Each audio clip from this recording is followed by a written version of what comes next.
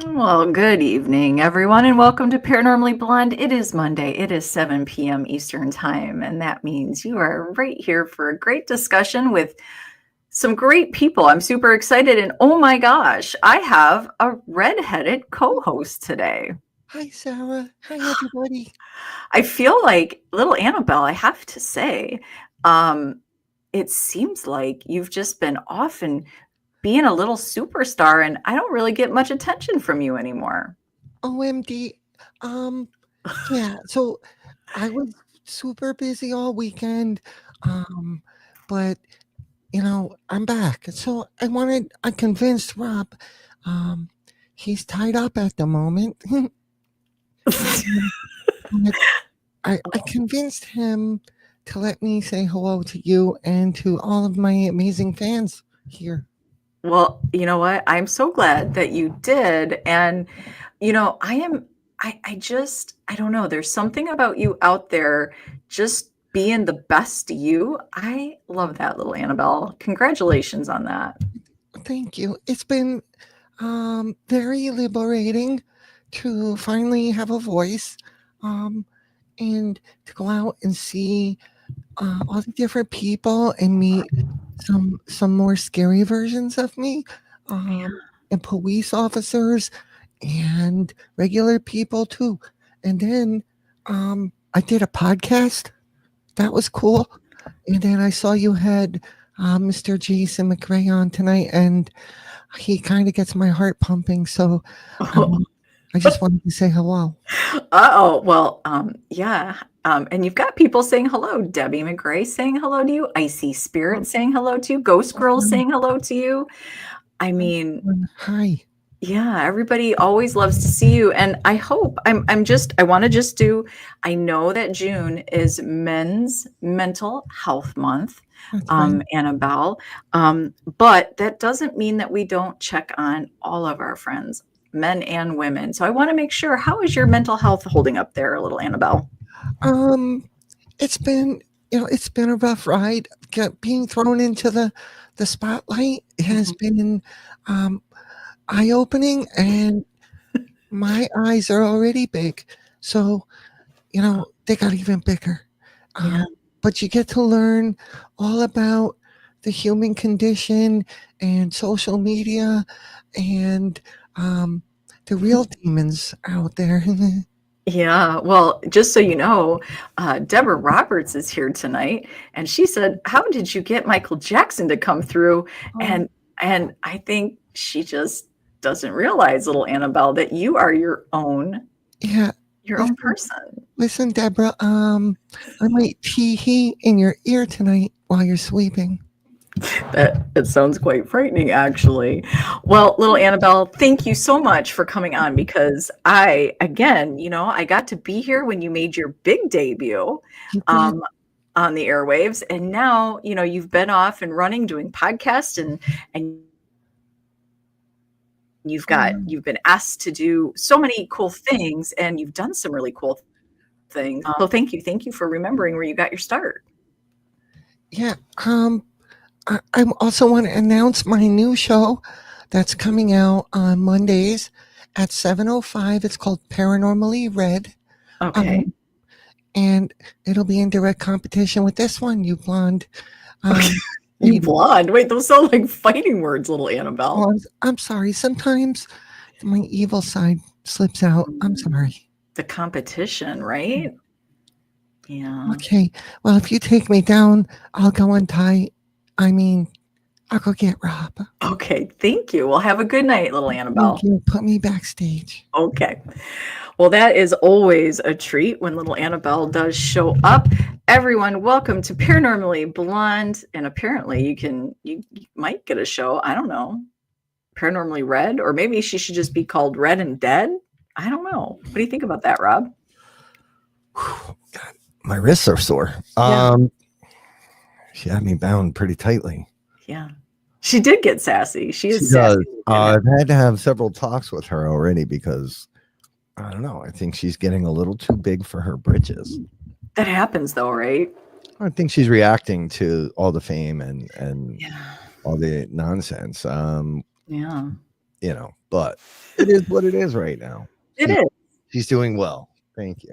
Good, good. Well, we're going to say hello to everybody that is joining us. Thank you so much for your support each and every Monday that we show up here. We enjoy having your voice added to the conversation because that's what it takes, all of our voices. Mhm. Here in the chat with us this evening. How are you doing? It's going to be Am I doing these or are you taking over? You can go ahead. Lil Annabelle couldn't reach, so otherwise Yeah. I'd let her do it. All right. All right. We got Candy Slater popping in. She is popping in. Hello. Mr. Mark Brown, another celebrity. There he is. We've got the Danny. Yes, we do. Hello, Danny. We got the Danny. We got the Sandy. We do. And there's the two social media team people popping on in. Hello to you guys. We have Icy Spirit. There she is, Icy, my girl Icy. Here's Debbie McGray. There she is. There she is. I think, if I'm not mistaken, Debbie is only with us until the hockey game starts tonight. I'm pretty sure. Okay. Yeah. Definitely Canadian. Priority. She's got priorities. Okay. Glenn. Hi, Glenn. Laycock. I feel like we've never had a Glenn. You're our first Glenn. You're our first Glenn. And I'm assuming you're also in Canada. And if you're not, shout out your state, sir. We got the Bulger in the house. Hello, Thomas. I think I just saw another sellout for Tom. Yeah, he's selling shit out left and right. Good for him. He's stealing all our business. Yeah. Okay. We've got Deborah Roberts, your sister. My sister. Throwing Michael Jackson into not okay. Damien. Hey, Damien. Hailing from Scotland, wearing a kilt. We got the nut, one of the nuts in the house. That's Sean Geekus. Oh, look at that. That's Sean Geekus. We've got the beautiful and awesome Sheila. There the she boss is. of all bosses at Missouri State Penitentiary, where we will be. Yeah. Just in just a couple short weeks, and I'm dreading the drive. We got the Lori Salerno here. The ultimate megastar. Oh, there he is. Guy's been in 700 movies. He's a stunt man and a really good soul.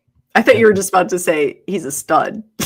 He's also a stud. That comes with the territory. It does. It's Rick McCallum, folks. It's Rick McCallum. Glenn, you're in Canada. No prizes for you.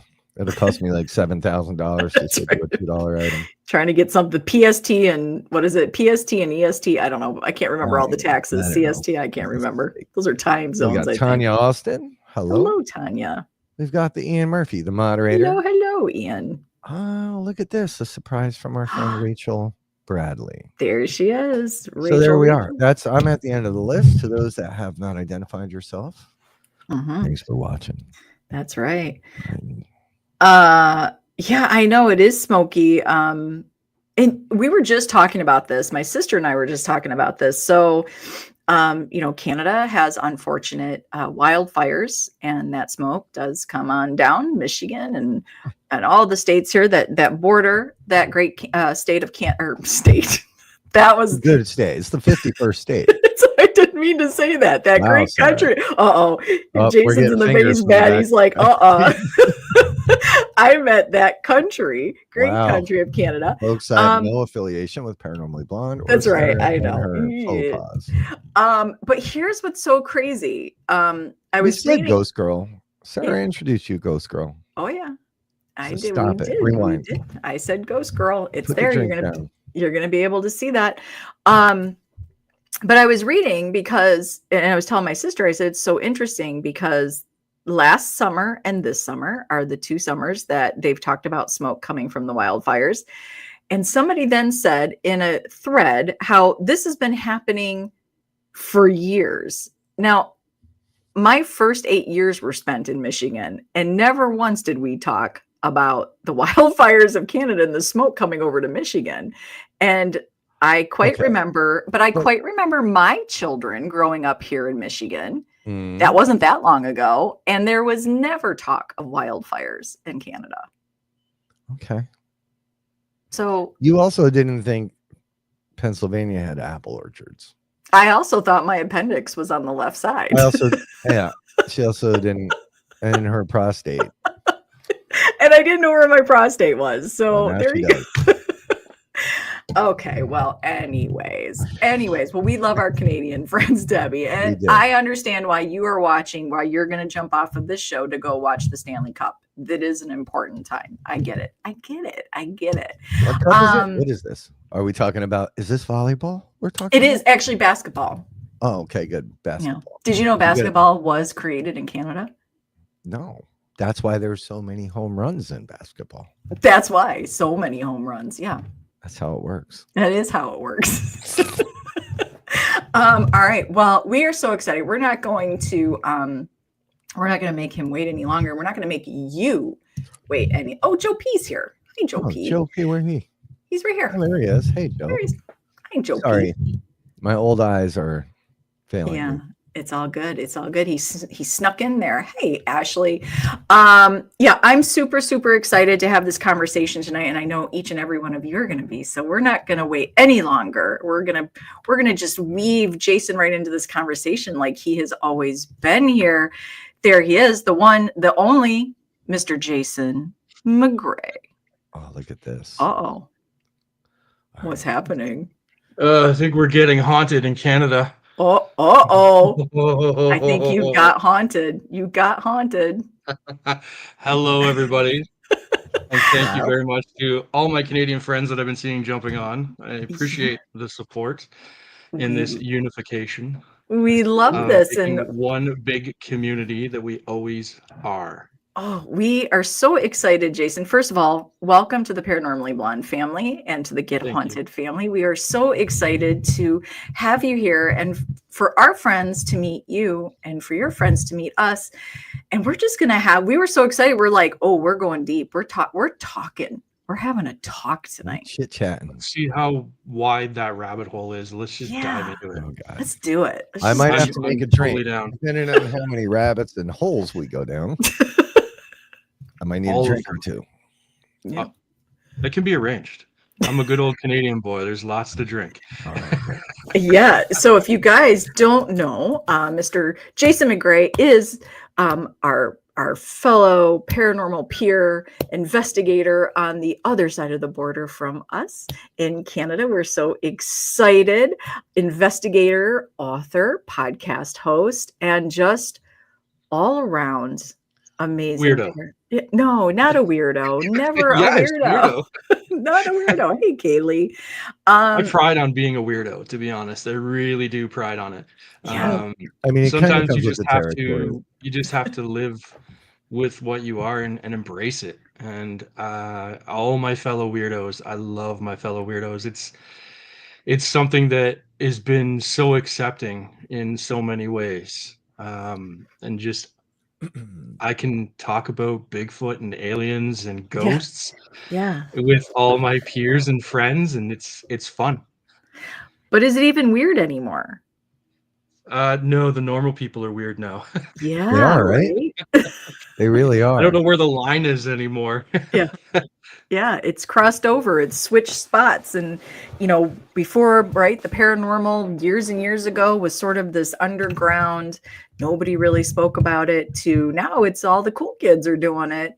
And, Yep.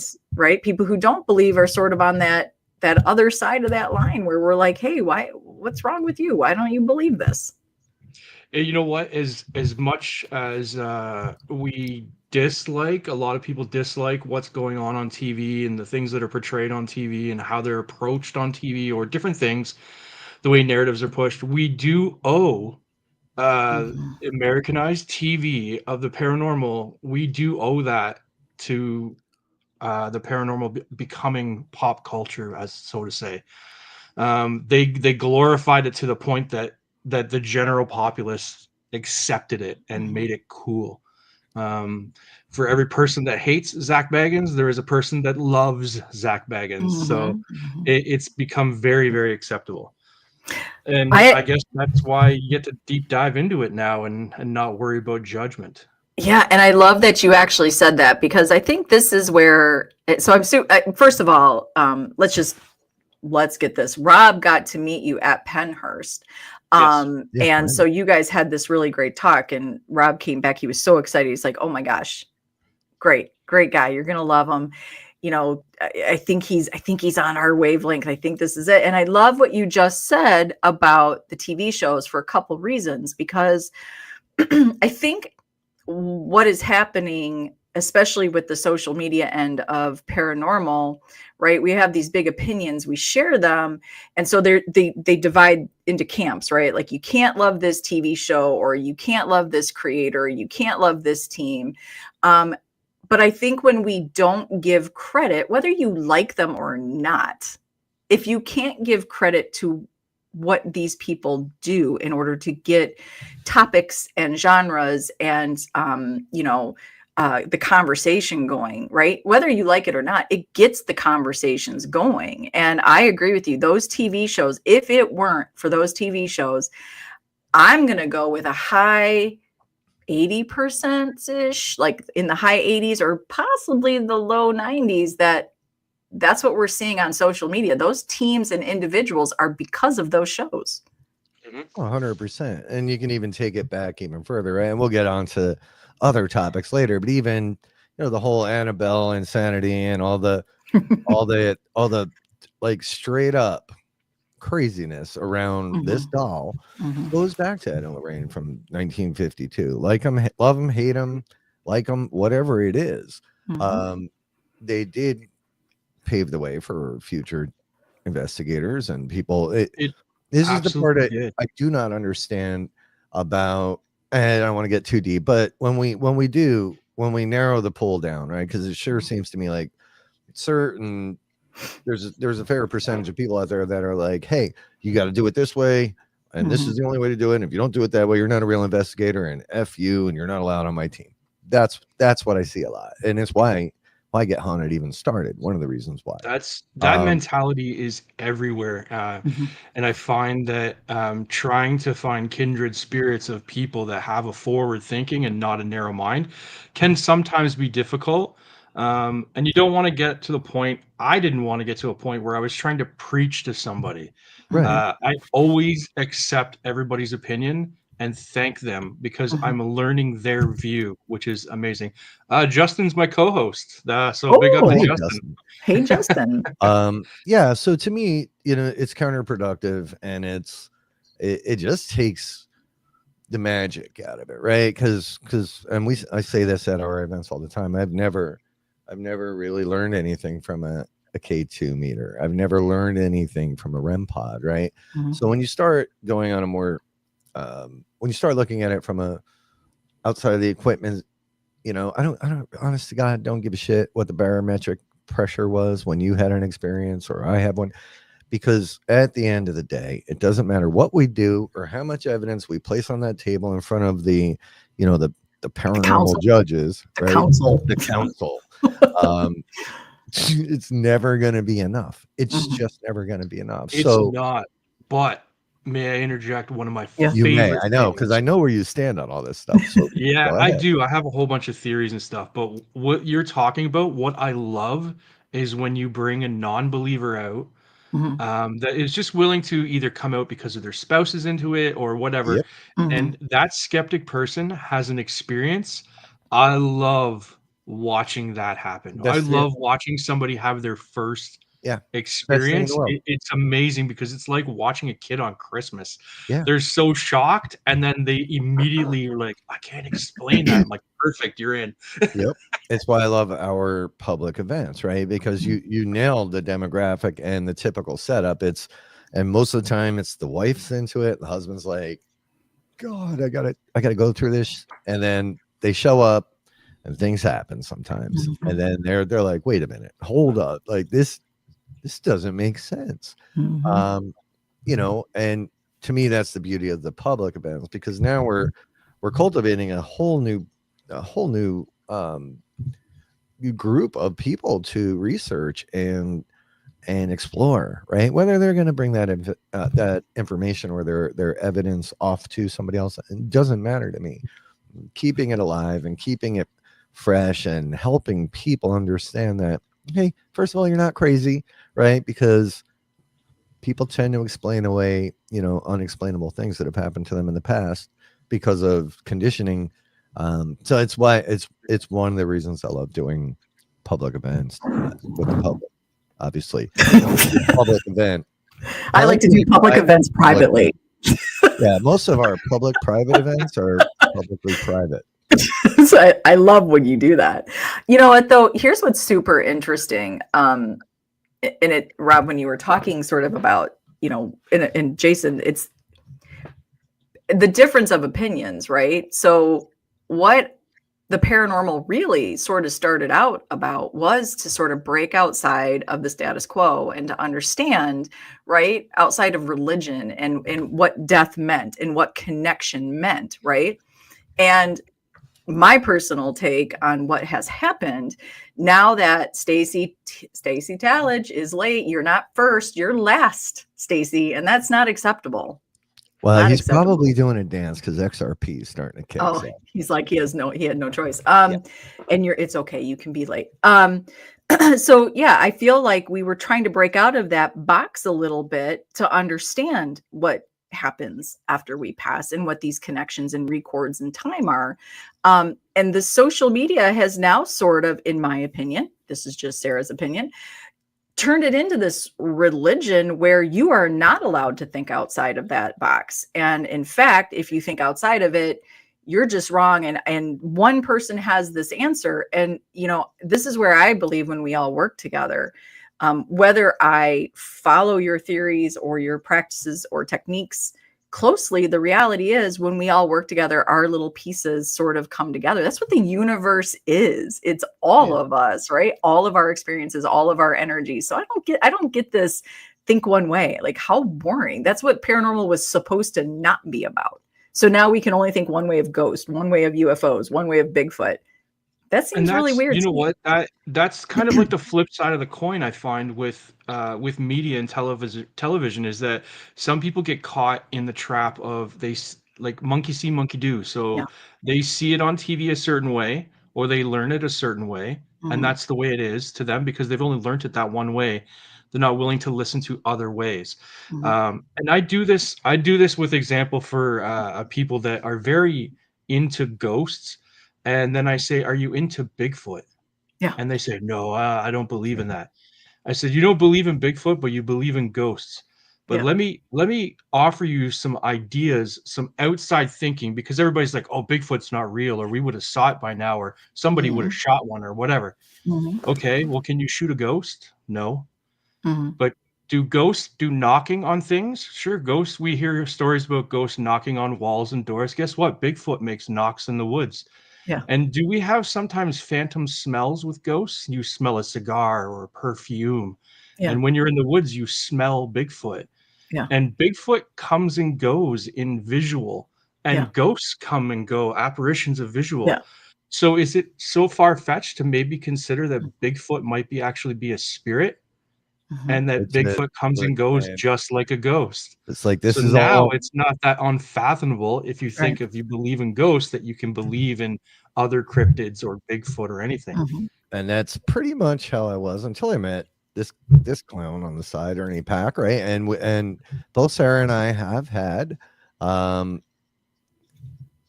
multiple experiences with these Bigfoots. We're guessing, right? We believe that I believe now that they're interdimensional after the things I've seen at Trifecta.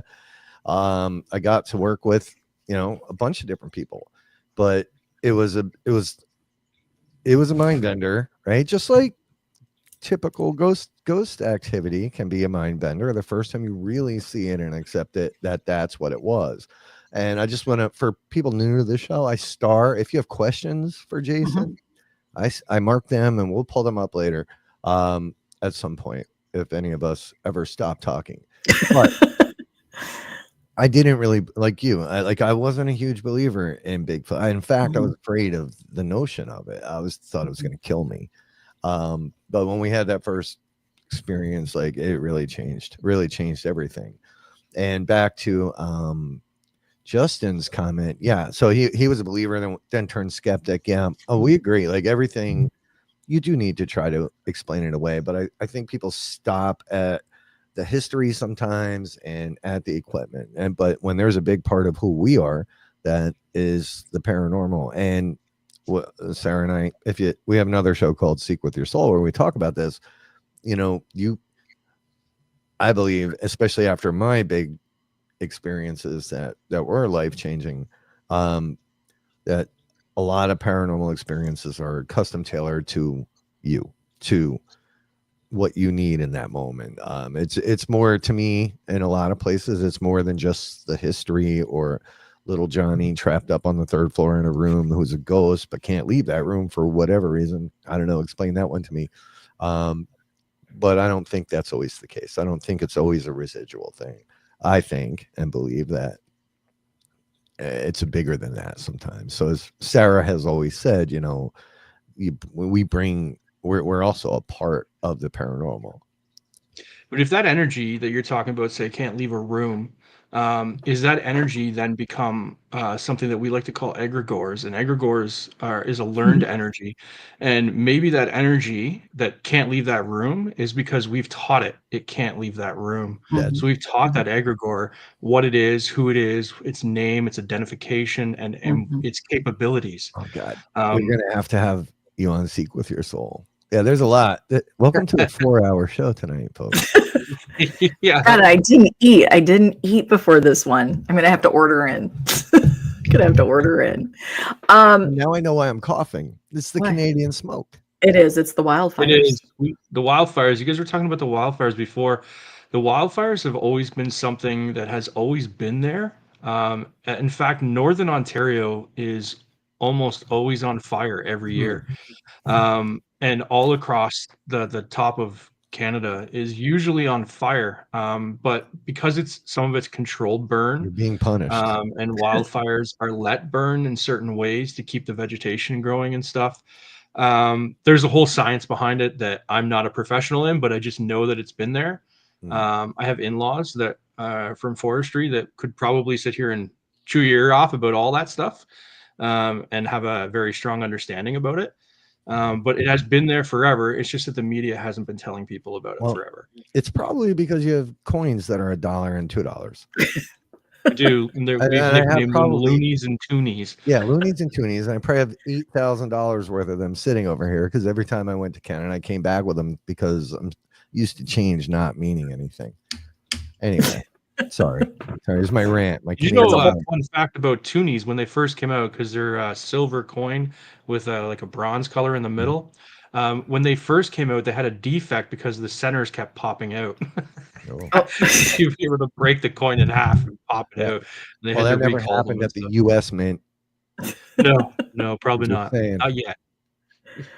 All right, let's see. Fun fact. I like this one. One of Jason's is why is there no? Well, we don't know that though, because we don't know if we are connecting with something that is prehistoric, because first of all, we wouldn't know how to communicate, right? Maybe not. That's true. We might not know how to communicate, but also on to Justin's defense there, I've never heard of anybody claiming I seen a caveman ghost. We're doing it. We're gonna have a YouTube show. Oh, you watch. After this, there'll be all sorts of them. It's gonna there's gonna be tons. But this is where I get into the mental state of like believing that we are the ghost machines. We're the machines that are projecting and connecting with this energy in a way we don't understand.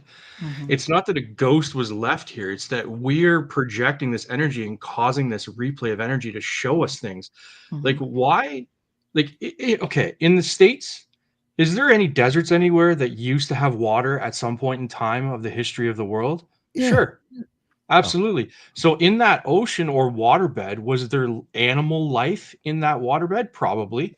So how come in that desert we never see a ghost of like a whale or a shark floating above the sand? I mean, we talk about ghosts that float above the floor or phase through walls and stuff. It's something that we can identify with, a human being. Possibly the building has changed and we're seeing that energy, but we never see like any other wildlife ghosts. We see dogs and cats, but those are the closest things to human. We keep them as pets. I don't remember the last person down the street that kept a shark in their house as a pet. Like, you know what I mean? So, well, yeah, you got the tooth, but Does the rest of that, does that tooth, like, you see a shark swim through your house sometimes? All the Like, time. That's how all the this was from a ghost megalodon. This is a So baby. This is a baby anything tooth. that has life could potentially be energetic and project an energy that should be able to Mhm. see ghosts. So how come when I get up in the morning I don't see a plant that I had in the corner of my house that's now died? How come the ghost of that plant doesn't appear in the corner of my house? Well, It had some kind of living energy. yeah, and you bring up the point, and I think that is exactly right. The reality is we we definitely connect with what we want to connect with, right? And I mean that is just we for me, my biggest problem is we humanize we humanize the soul, and to me your soul and your energy is the least human bit of your magic. And so when we go on these tirades where we reprimand other investigators and you need to treat it with respect and you need to do this, but how do you know what the respect is for that energy? You are truly speaking from your vantage point, which is probably the least interesting out of all of what the world and universe is, because we are human. We can only think in these human terms. So Yeah.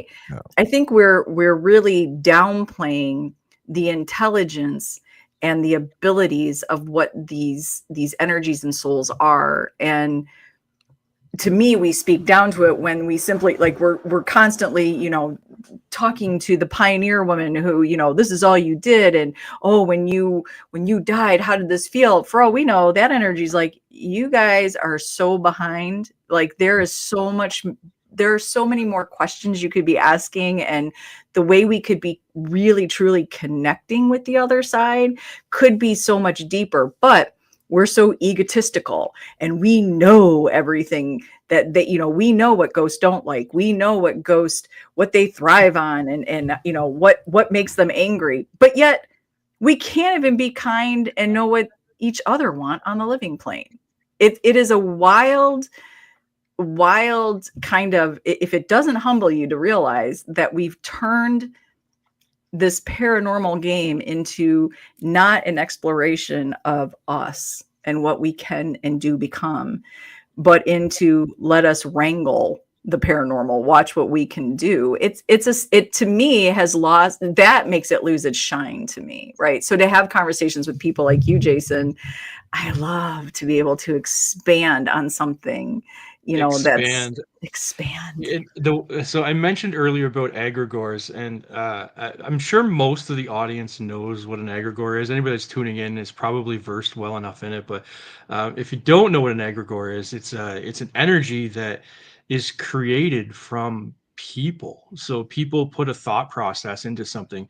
They did this with the Philip experiment in Toronto. And a lot of people are familiar with the Philip experiment.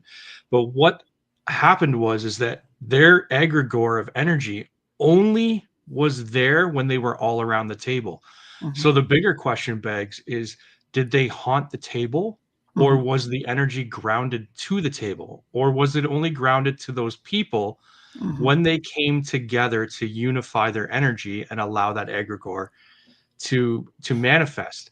Now, manifesting an egregore, the more you put stock into it, the more people that investigate, say, a location with a spirit that has an egregore, and it builds and ramps and learns, more people to add to it, the stronger it gets. Now, this is where I start to ask people, have you ever thought of the possibility? How many people does it take to create an egregore? We're not really sure. But if enough people on the planet believe in the same thing, can they create an egregore? And is that what is happening with religion? Oh, Is well, did I not is have this We conversation? did. is God an egregore? And that's very, very controversial thinking, because there's people that are religious, and I don't want to disrespect them, because I will follow up and say, I do believe God is real. And I do believe God is everything that religions say he is, Mhm. but I think we put him there. And I think we made him into what we say he is. So is he all powerful? He, for all intents and purposes, he could be the most powerful egregore that there is. Mhm. and do all the things that people say he can do because we gave it that energy. We gave it that ability. Where have you been hiding him this whole Right. time? So Under a rock in Canada. but think about, just think back to Y2K and all of the crazy shit that happened, right? We did have a planet full of people wondering if the world was going to end in the year 2000, right? They didn't know what animals were affected. Herds were walking in circles counterclockwise, which is unusual. Birds dropping out. There was so many things that happened, and collective consciousness created, I think, an awful lot of that. Mhm. Which is why it was so powerful, because there were so many people on edge about, okay, what the hell's about to happen, right? Because we didn't know. I Mhm. mean, for those that weren't alive back then, it was scary. Mhm. It Mhm. was scary. Mhm. Oh my god, so many cool comments and questions coming in. So what's up, Jet Pros? Kimberly's asking, did For the sure. accused Witches witches of Salem create an create an egregore? egregore? It's a heavy question. Yeah, that's a really good question. It is fantastic. I mean, you could theorize that they could have created an egregore, but we're also talking about alleged people and accused people of being witches. So for Mhm. all of the people that were accused to be witches, were all of them witches? And do you need to be a witch in order to create an egregore? Mhm. Because I don't think you do. As long as you just believe Yeah. that you've Yeah. done something, you set the intention. And this is like this is why I tell people that they're looking for help with their hauntings in their home. Listen, your energy is there, and you're the most powerful magician in the world of your own domain. Mhm. No priest or shaman or anybody, they can help. Absolutely, those people can help. But you are the most powerful tool. Your positivity, your intention set. And when you hear it a lot now, people saying it now because somebody mentioned it in pop culture, use your intention. But people don't understand that using your intention is you have to 100% believe that intention. Mhm. If you only 99% and you have 1% of doubt, your intention is broken. It won't work. That's the magic in it. You have to believe in it.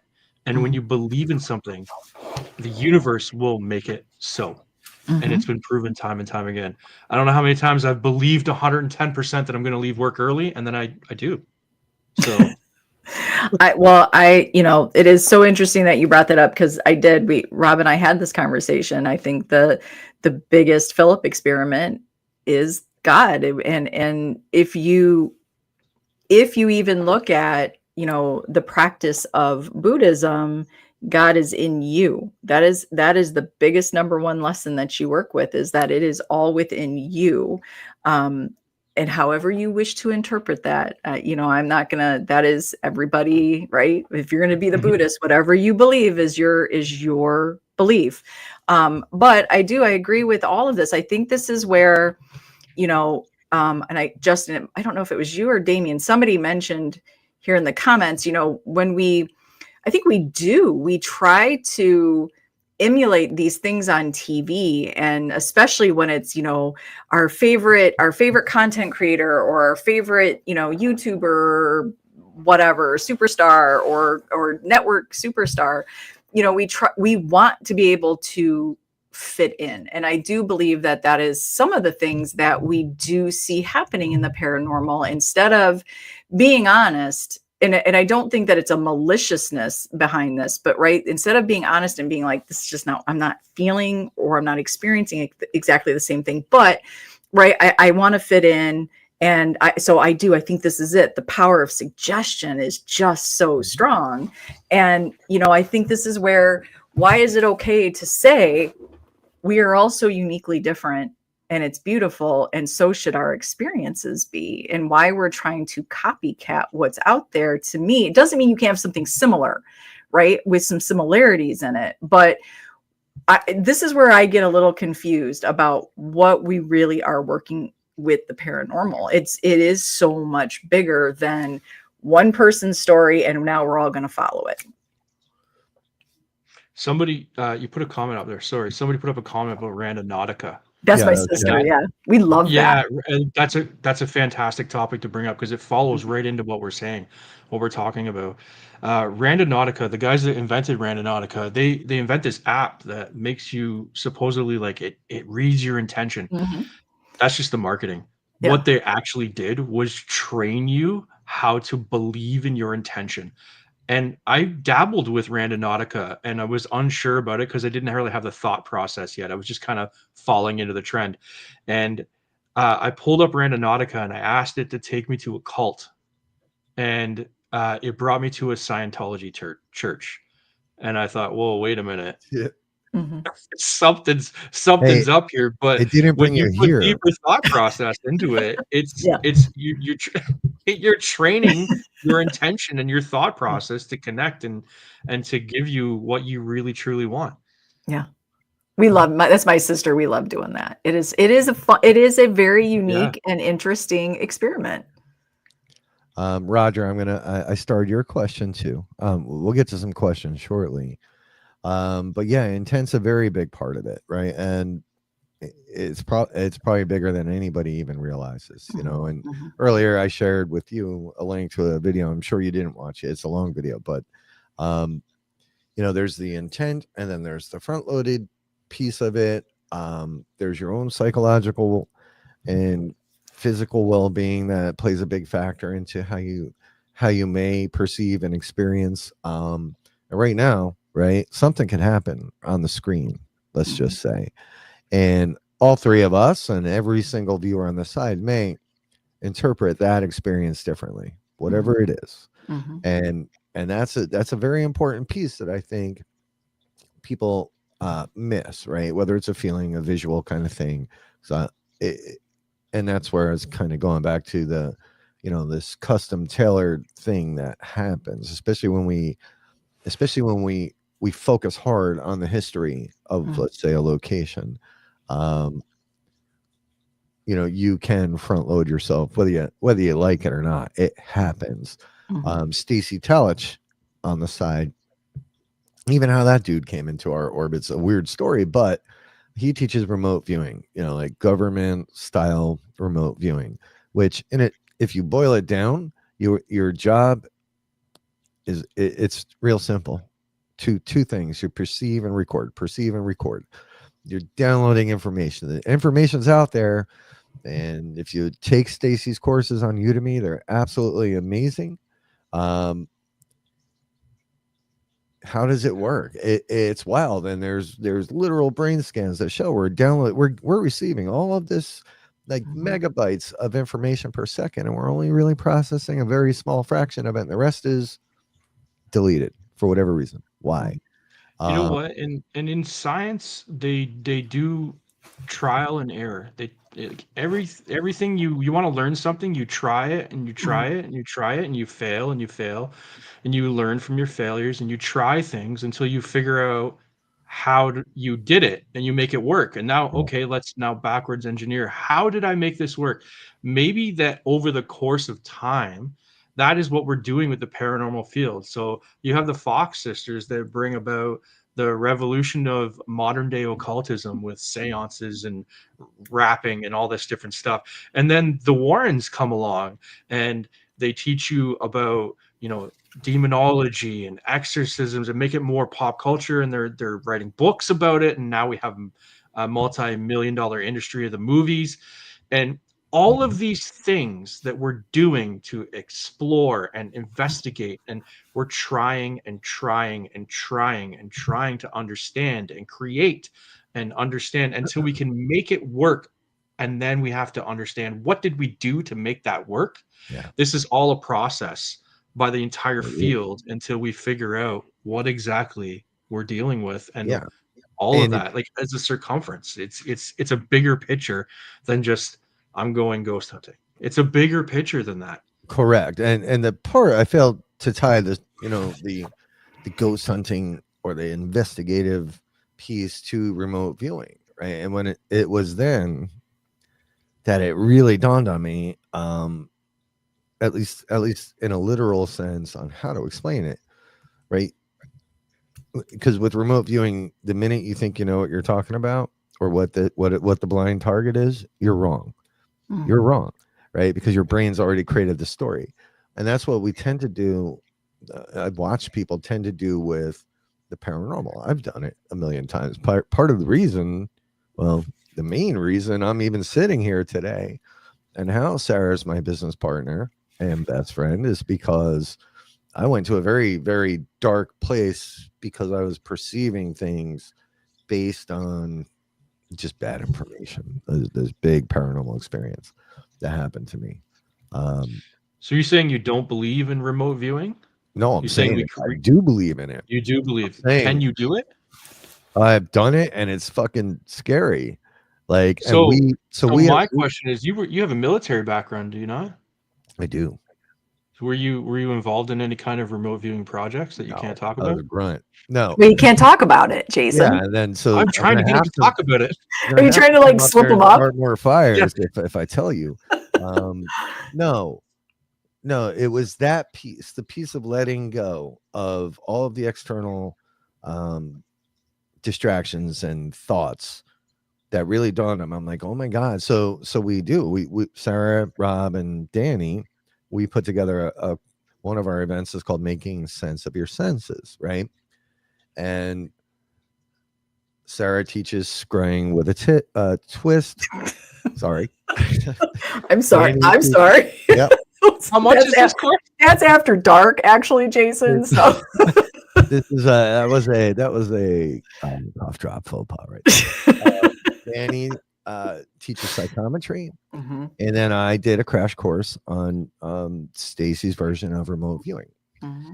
And the very first one we did, it was that scenario that you brought up, right? All the women were like, "Oh my God, this is gonna be friggin' amazing," and the husbands were there, and they're like, "This is fucking stupid." But we did the blind targets, and here's what I'm gonna tell you: these guys, right? You give them.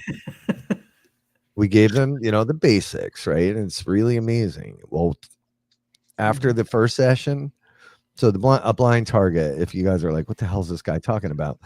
We had, it can be a picture, it can be a coordinates, it can be anything. And an envelope, nobody knows.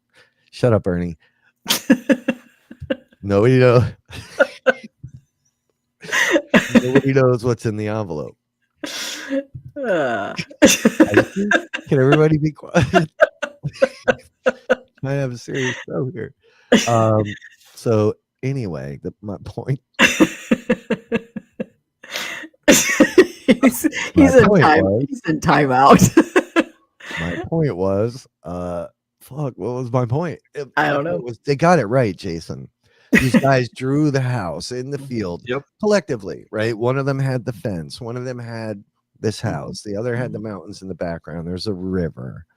I've done a lot of research and listened to a lot of documentation about people doing remote viewing and people that were remote viewers for the government and stuff like that, and the experiments that were done and the testing and using them to find Russian secrets and stuff like this. It was all done. Are you familiar with the Montauk Project? Not that one. Listen, everyone stop it on the side. This is a serious conversation. Jesus. I don't do tit scrying because I break the mirror if I do. I would assume that's Long Island. I mean, Montauk Project. Really so this Montauk Project, they kidnapped a bunch of children from the town of Montauk, and they used the children to use their minds they wanted to explore more with remote viewing and using your mind and stuff. And it's documented or stated that at a certain point they had these children all in a room concentrating on opening a portal.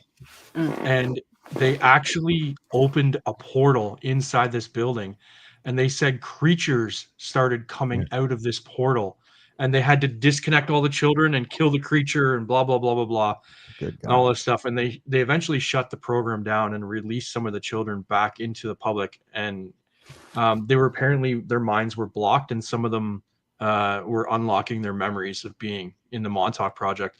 And if you go to the park where the building is, it's still there. It's said to have been decommissioned, but it's a big square building with a big, huge satellite on the top that moves. The government official is that it was a defense program against foreign attack, because it was a early entry point coming from over the ocean. They would have seen anything coming over, but underground they were doing all these testings with children for all kinds of psychical reasons, and it's unbelievable when you watch it. There's some documentaries on it you can watch, the Montauk Project, or you can buy a book called the Montauk Project and learn all about these kids.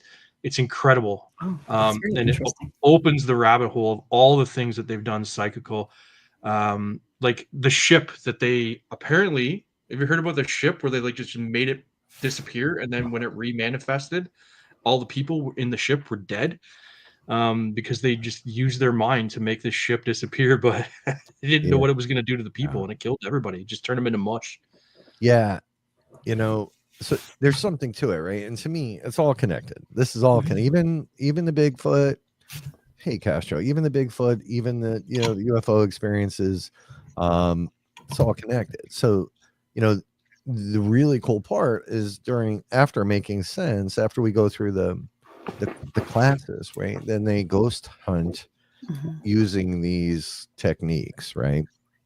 Throwing away the equipment, and what did we allow them? An EVP recorder and maybe well, yeah, I just one or two pieces where they could maybe help who is using their senses to validate as well on a piece of equipment, but not really focused, right? We really wanted people to learn to set that stuff and those distractions aside and tune into yourself. And they had some awesome experiences. So, EVP is one of my favorite things out of all the tools. The bells and whistles and lights don't impress me too much. It's when you get a voice, when you hear something, either on a recording through some kind of spirit box, or you hear it disembodied. Hearing a voice is incredible. And it's an incredible amount of energy that does that. It's fascinating to me. Look, I'm not here to brag, but they do call me the EVP King. They do. That is true. I just heard a disembodied voice a couple weeks ago on an investigation, which was incredible. We were leaving a halfway house at the Black Creek Pioneer Village that we had been in for probably about an hour. And when the small group of 8 of us were leaving, we got to the front door and opened it. And behind me, because I was one of the last people out, a lady just went, bye. Like she was saying goodbye to us, the old lady of the house. And it was just incredible to hear that disembodied voice. I just think when we have, to me, the conversations like this, and this is where probably I always say this is where I sort of lose some people, but the right people to me sort of gather for this, right? To me, it's these conversations. It's less about getting out there. We all love to go out there and express ourselves at these locations or to go find the mysteries, right? We know that this is a great part of being an investigator, researcher, explorer, but it's these conversations, I think, that are truly the most important piece. And this should be the bigger percentage of what the paranormal is. And I think, though, this is where it knocks people out, right? Because the name of the game on social media is, are you following a trend? Do you have something that is unique and trending? Like everybody wants to be the one with the biggest gift, right? And we're very much proponents of everybody. I think one of your friends actually said, right? We all have gifts. We're all gifted in one way. We either nurture or ignore, but I think we are so gifted. Some of us see, some of us hear, some of us just know. And I think that's where I think we're so focused on, are we getting a lot of likes? I get it. It's important on the social media platforms, but those likes actually don't get you closer to the answer. It just doesn't. It's conversations like this. And I have to say, Jason McGray, how very refreshing to be able, because Rob and I will have conversations, and there are so many great people in the network that also have this process of just, being able to talk and throw things out there. But to me, you're an author, you're a podcast host, you're out there, you're doing this, you have a voice and you have platforms. It's really nice to hear all your different thoughts. And this is not all of them. This is just a few that you're sharing with us right now, right? But this is incredible to me because this opens up so many doors. Do you know, like all the people out there, that don't just sort of follow this social media status quo and what they should and shouldn't believe, to be able to hear your words and your conversation starters, to me, that brings them out. And that's what we need. And I don't think the field needs to be smaller. I'm sorry. I think the field needs to be way freaking bigger. And it's time that all those voices step up and speak up and add to this conversation some new topics that just like the ones you're offering. So thank you for that. I appreciate that. Mhm. It's very much you know, people talking, when you say people talking about it and people all this stuff and reaching out to different things.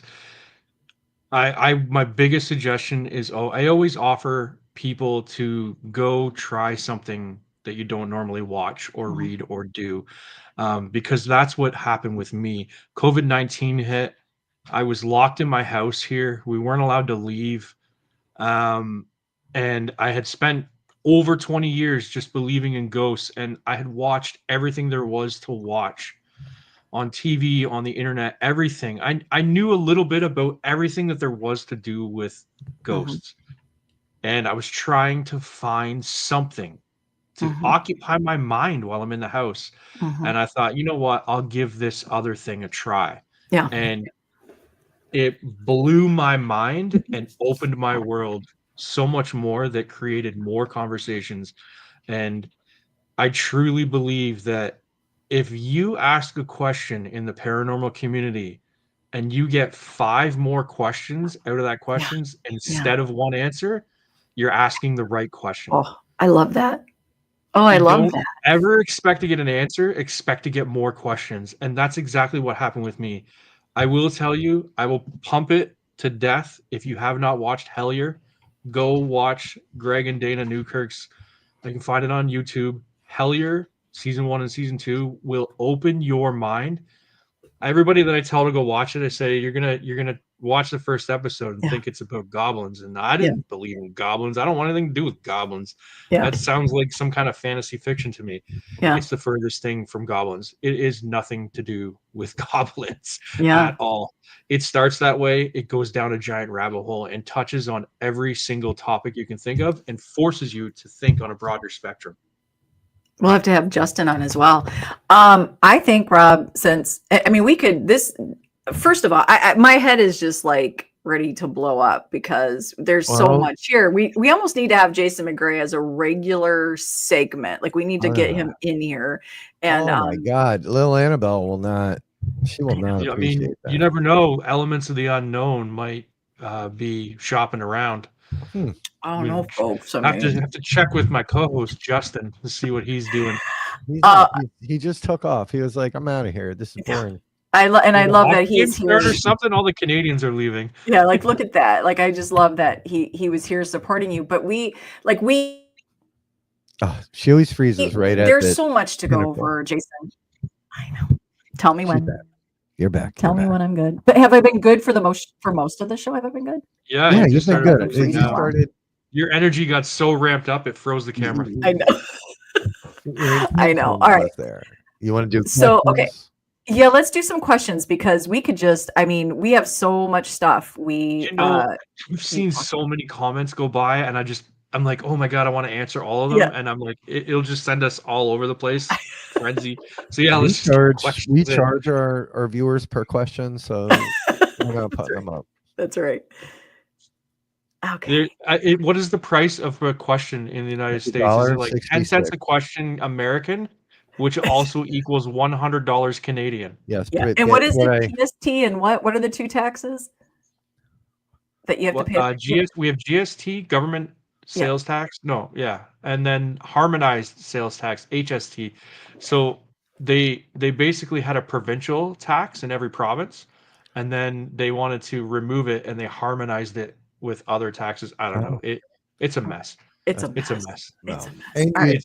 They're taxing everything. Like, we got carbon tax, we got all this Yeah. tax, we got idiot tax. I mean, we got all kinds of stuff. I got hit okay, with that it's one. okay. Just go to Pennsylvania where they don't charge tax. That's Listen, right. we charge tax. Look at that. D Hoot but is we also- right here. We also don't use too many U's in our like favorite. There's no U in it. All right. So get Well, that they're shit very right. English. They're very Yes, like I know. I've been the to Queen's Canada multiple English. times. Thank you. You're not the only person that's ventured up there, Sarah. I'm So like, here we go. yes. Ghost girl. This is my problem tonight. What was the very first moment before the writing, before the idea, when the unknown made itself known to you? And did it whisper or did it scream? I know the answer because I Oh, read the book. you've read the book, yeah. It a shameless plug. It's in the first book. Oh. Stories from beyond the unknown. I will definitely tell you the story. Um, it's not so I have two experiences. The first experience kind of whispered to me as a child. I had like a little shadow dancing on a wall, and nobody could understand what it was, and then it went away. And your mom saw it, But my right? first real experience in the paranormal, I was an adolescent, and I lived in a home with my family, going to, I think I was just starting high school, and I woke up in the middle of the night to a man standing in my doorway, and that alone is frightening as hell. Yeah. Having a complete stranger standing in your doorway, because it's immediate stranger danger. But then realizing that that person was not in current period clothing, and then watching him walk not towards the front door to exit, but going back towards the kitchen, and me yelling and my mom come running and checking the house. There's nobody there. Um, it was definitely an apparition had showed up in the middle of the night, and I did not sleep for the rest of the night. I curled myself into a ball and I stared at the doorway for until the daylight hours came. My mom came to wake me up and she's like, "Oh, you're still awake." I'm like, yeah, Oh. frightened. But I also remember telling it, Mhm. this is no training. I'm just a teenager. Whatever you are, just leave me alone. I don't want to be bothered. I don't want to see you. It's fine. You're here, but I don't want to. I don't want to know or see you. And I never saw it again. Being an adolescent, that was the kind of experience that kind of really shook me. Um, in my second book, that I'm writing right now, I can tell you that the experiences that I had in that house for years later, in the first like couple chapters that I've written in the new book that's coming out, it is a deeper exploration of what I went through in that house, because I had multiple experiences in that house. After my parents left, I took over the house. I was out of college and I stayed in that house for a few years with friends, and we just had tons of experiences in the house, tons. So that's what got me started. And that's paved the way with Wow. the paranormal. And there's a lot more history to Oh. 25 years of what happened after that. Yeah, we gotta save. Can't write it all in one book. You gotta like spread it out. I'm trying. I'm trying to spread it out. That's why I'm exploring more and more. I love that. Justin's like, so he's still here. He's like, I'm still here. Oh, he's still there. I'm still Okay, good. here because I can't go away. All Justin's right. hooked. I know Justin's easy to it's get hooked. probably Roger, I am familiar with Roger. Roger has some very interesting theories and statements. What do I think about the theory of some people's souls aren't from here? Whoa, that's deep. Um, I guess my question would be, where are they from? Where Well, where are else would souls souls come from here or are souls from universe? So, and this is the thing. I've heard a theory that that follows into reincarnation. That when you pass and your spirit goes to wherever it goes, you can call it heaven or Mhm. judgment or whatever. It goes somewhere, and you have to decide: am I going to go back to the earth and Mhm. have another life, have another go, Mhm. or am I going to reconnect with Mhm. the universe and take all my experiences with me and reconnect with that energy? Mhm. And sometimes some people theorize that's why we have UFOs. Mm. Mhm. UFOs are people from the energy in the universe coming and telling us, don't go back to Earth when you die. Reconnect with us and come back with us to the Mhm. all being of energy or Yeah. whatever that is that I don't understand what it is. But isn't that super interesting to think? And Roger, I think this kind of, to me, sort of sheds light a little bit on, because we only know what we know. We can't Yeah. know past that, right? So that we think we all start from Earth. To me, Earth is simply one location. Universe is vast, and so where energy comes from and where it goes, well, that's anybody's guess, to be honest with you. Which, now that you're talking, Jason, and sharing these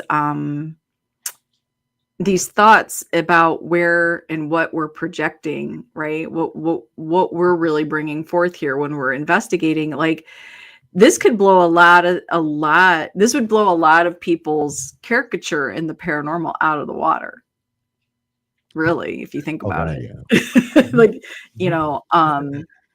so it's very interesting that, there's not just one way. What is it? One way to skin a cat? Yeah, Yeah, there's exactly. more than one way to skin. Okay. And mean- that is the same with a lot of topics. That's why forward thinking is very much needed when it comes to all the different topics. Someone said, thinking of us being an avatar. You played that up on a thing. It's same idea, different words. Yeah. We're an avatar for the energy. Some people would call it a soul. And sometimes you see children that have memories of like a past life. I heard a story about a little kid who like remembered dying, but it was like he reincarnated so quickly that he was able to get his family to drive him to his wife's house. And when they knocked on the door, the kid was like, "Hey, so and so, this is your husband. I'm blah blah blah," and provided some evidence. And she's like, "The hell you are," and slammed the door. But like, yeah, she's like, how did his energy, like, how did it go from like where it went to this little kid? Like, that's wild. Like, how does that happen? So is it, yes, bodies can be avatars or vessels or all that different types of things. Sorry, Rob, you had a question up there about losing somebody close to you. Yes, right here. It's back. Yeah, I wanted to address that if you don't mind. Please. Well, I thought it tied in actually to the question before it. Once you got on reincarnation, I'm like, yes, this is it. So that's why this one's up. Yeah, and as somebody who has experienced a ton of loss, I normally had a hard rule of not investigating your own home. And I never wanted to investigate friends and family that had passed. And I come to realize that's an emotional response. I now say, go ahead and investigate your own home. Like, I want to see, maybe not everybody, but I like to see stuff happen, and stuff happens in my home.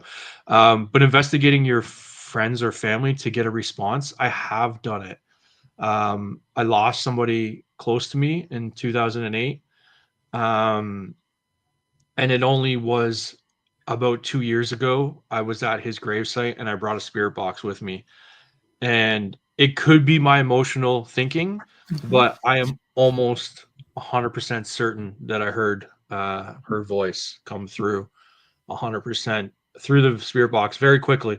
So you can very much connect with loved ones. It is very possible, but I don't know what that energy is. I can't for certain say whether that is an energy that is there on its own, or is it an energy that you carry with you and it unlocks when you're trying to connect with it in some form or some way, either with physical equipment or with your mind or whatever.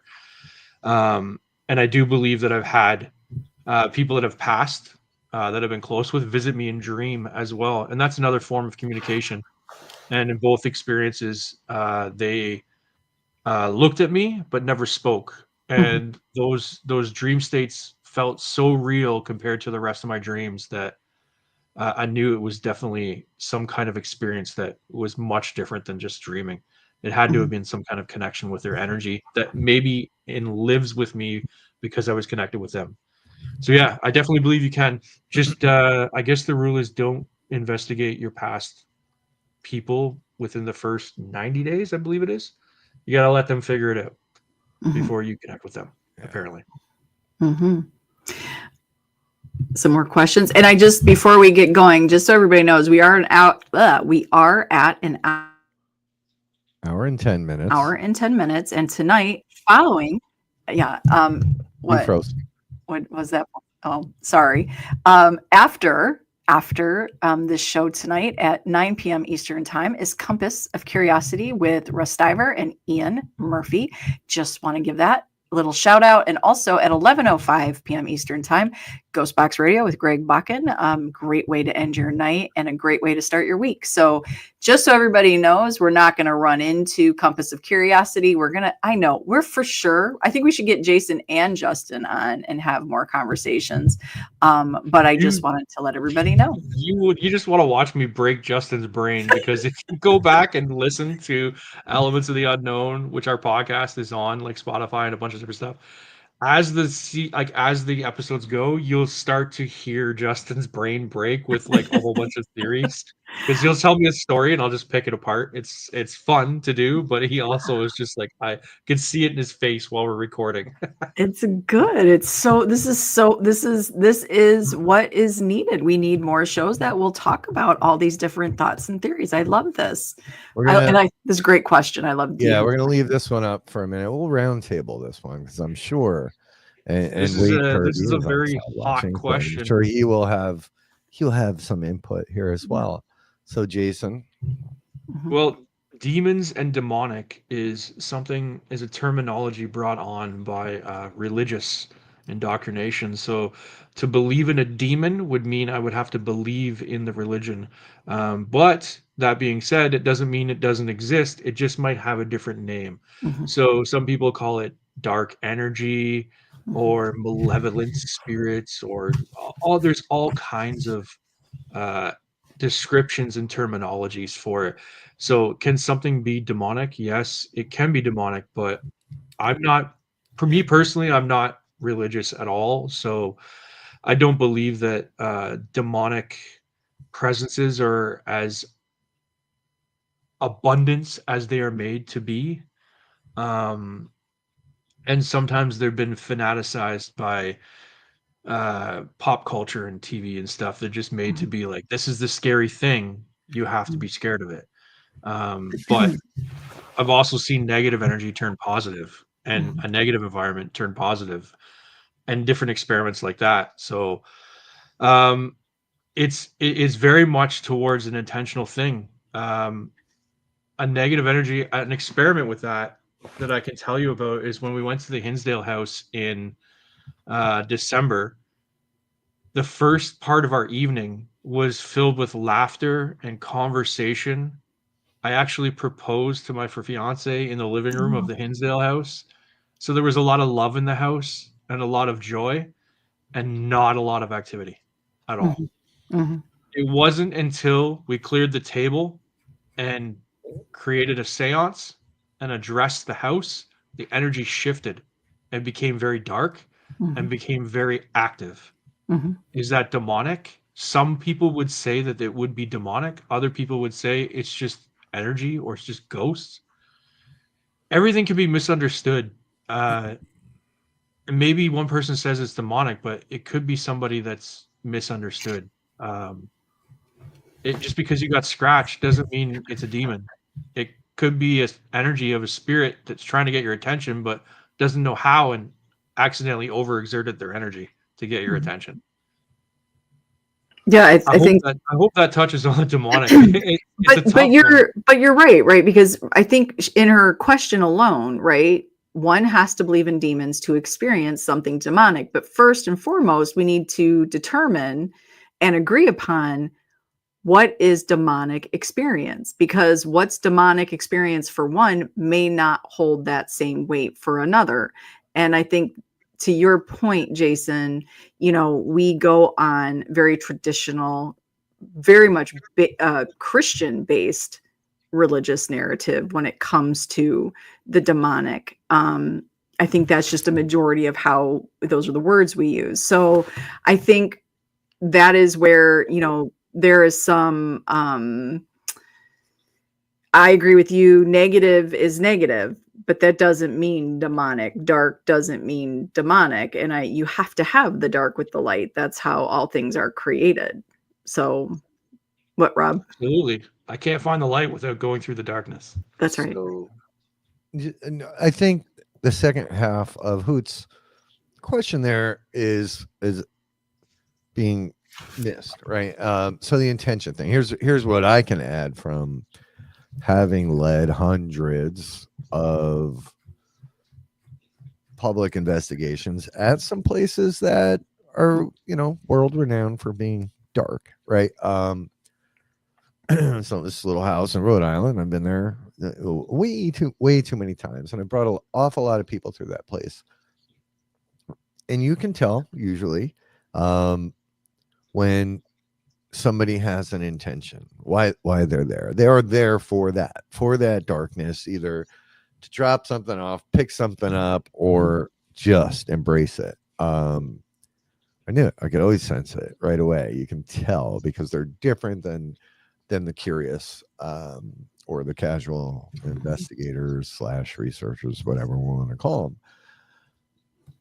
And they truly believed that location would provide the demon word, right? And they did tend to have larger experiences, some of which I witnessed. Some of these things I witnessed the darkness around certain people, and they were looking for it, right? So I think who's also she I think she's jabbing at the intention piece, right?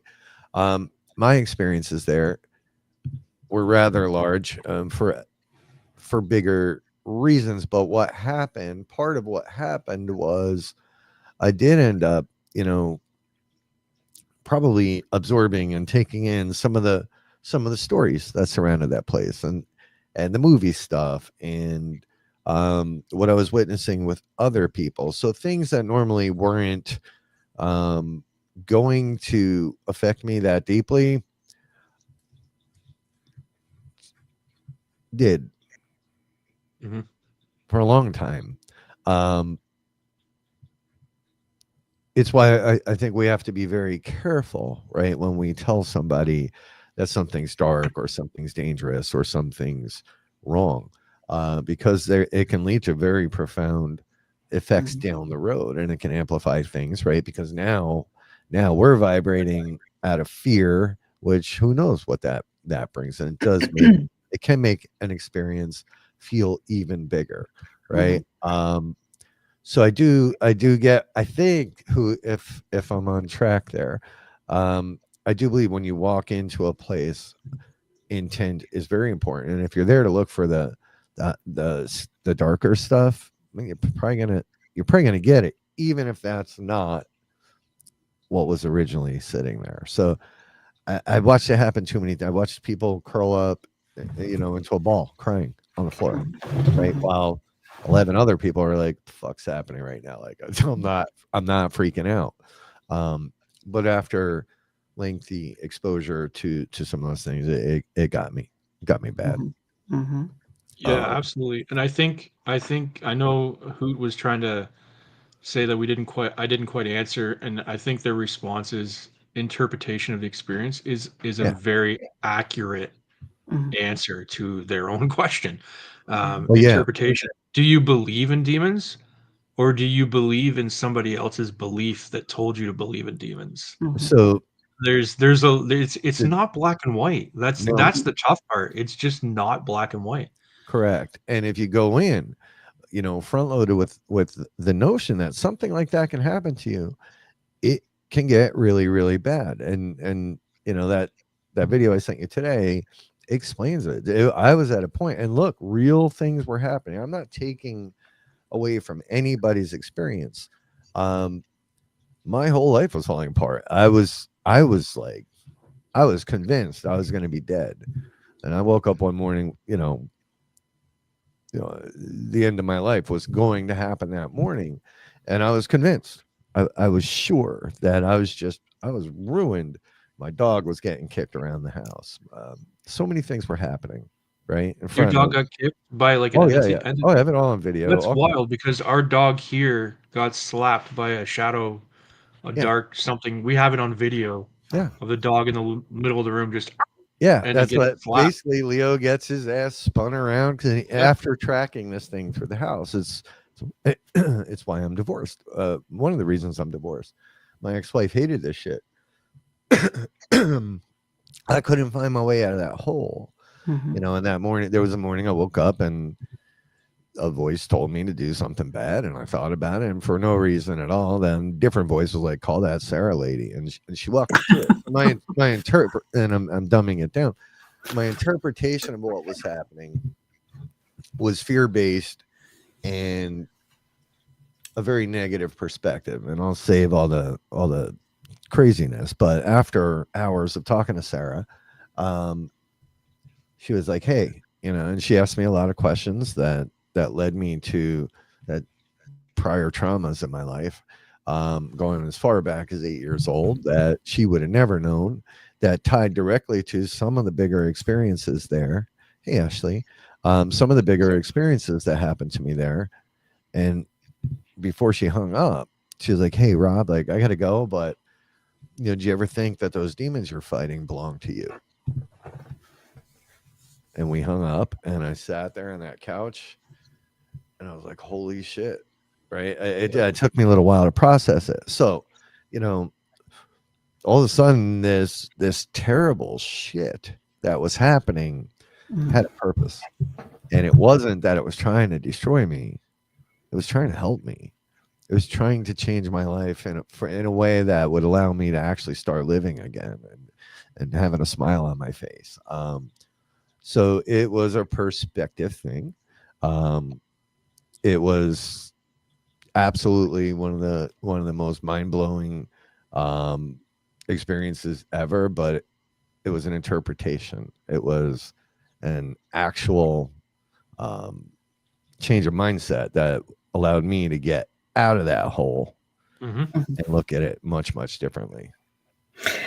That's how we deal with stuff in the house here. So we have, because I collect haunted objects and historically significant items towards haunted objects and stuff like that. And the house came with its own shadow figure before we moved in. It's a melting pot, and we find anytime activity is getting ramped up or negative, it's never been a case of I need to sage my house or I need to do this or that. We change the energy dynamic of our household. Yeah. And when we change the energy dynamic, every couple fights. So if we have a fight and the energy ramps up, and then we change it to we're going to be loving towards each other and positive and fun, that energy dies down.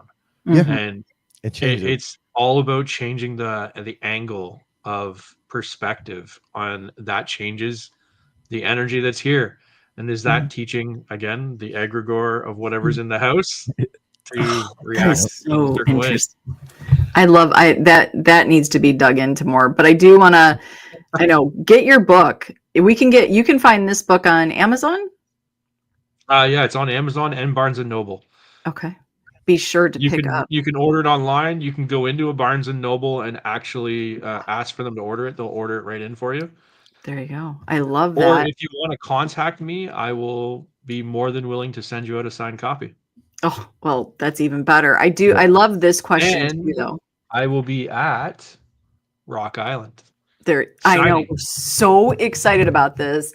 Jason McGray will be right there at Rock Island Roadhouse Esoteric Expo, October 4th, right there in Rock Island, Illinois. So don't forget to get those tickets to get in there, because not only will you get to meet Jason and have your book signed, so many amazing people in the community all gathering right there to make it one amazing community-driven expo. I love this question, though, from Damien, because kind of with what you were saying, right? Like in your stories that you've written, can they manifest your creation from the story? Like, do you think believing enough in what you're writing, could this be a start of sort of what you were talking about? Let me read this here. Have any of your stories been wrote in a way that the reader can manifest your creation from the story and give themselves activity through their own thought? I mean, so the way the layout of my stories in my book is my first 8 chapters are my writing. It's all about my experiences and my writing, and some of my outlooks and beliefs and things are in there. So could that manifest some creations? I mean, essentially, if you follow the line of the way we've been talking, if I teach you some of my beliefs and that indoctrinates a belief into you and allows you to create a manifestation based off of my beliefs, so then yes, I guess in theory, my book and my stories of myself can manifest a creation for you as well. But it's not really an instruction manual as per se to manifest. The middle section of my book is stories from people all over Canada and the US.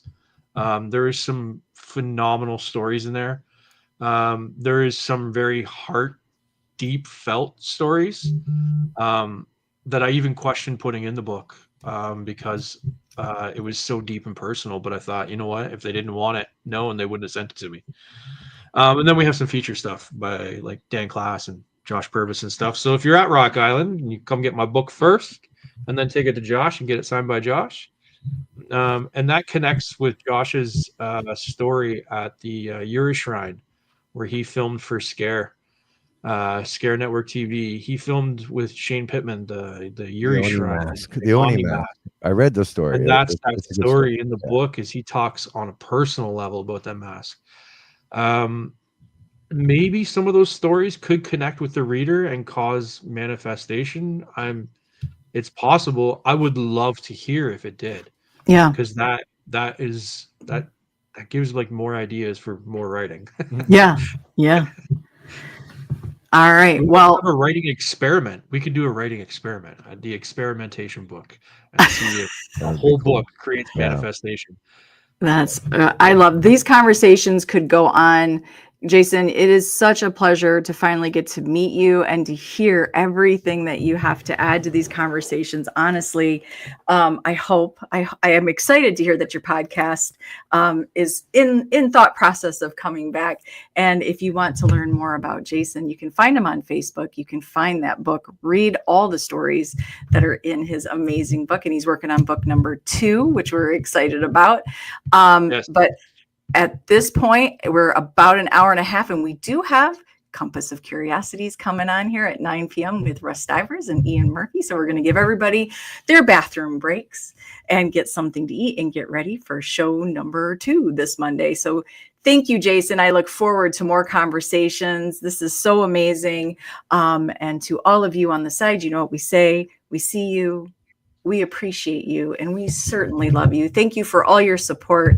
And don't forget, Compass of Curiosity, 9 p.m. With that, folks. And don't forget, choose curiosity always over fear. Always. I love Oh, that. I love that. All right, folks, have a great Monday, and we will see you later.